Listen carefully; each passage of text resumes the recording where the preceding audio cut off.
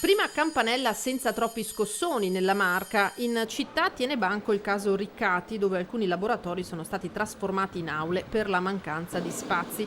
Ma si doveva partire e si è partiti. Ovviamente abbiamo accolto tutti i ragazzi stamattina, come è nostro dovere come servizio pubblico, però abbiamo dovuto rinunciare a dei laboratori, a delle aule audiovisivi e in alcuni casi abbiamo classi in abbastanza, diciamo, in spazi abbastanza ridotti. Abbiamo avuto tante richieste di studenti da passaggi da altre scuole che abbiamo dovuto rifiutare. Se in corso d'opera verranno individuate nuove aule in quella che diventerebbe una terza sede dell'istituto, la situazione potrebbe decongestionarsi, ma perché questo avvenga bisognerebbe trovare i nuovi spazi il più vicino possibile. In classe quanti siete? 29. Gli spazi hanno detto che mancano, cioè sono aumentati come persone, diciamo, quindi adesso stanno cercando classi. E 4 classi del Canova hanno iniziato l'anno alle elementari Don Milani causa lavori in corso nella loro sede. Per il resto il primo giorno è quello di sempre, un po' di timore, emozione, la scoperta di un mondo nuovo. Sono molto emozionato di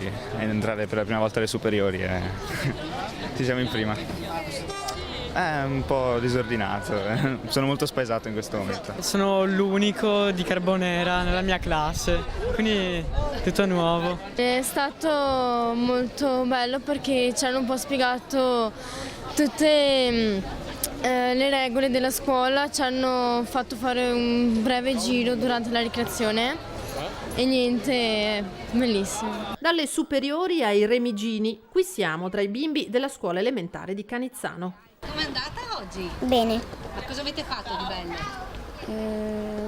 Non mi ricordo. È sempre emozionante il primo giorno, sì, crescono, ci sfuggono di mano. Un po' di emozione c'è? Abbastanza, sì, ovviamente, come anche le altre mamme. Sì, una bella esperienza, una nuova esperienza per tutti. Cosa avete fatto oggi?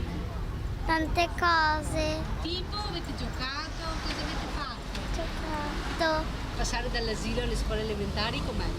Bene. Ti è piaciuta? Sì. Anche per lei insomma una sì, esperienza nuova? Certo, la prima esperienza è tante emozioni.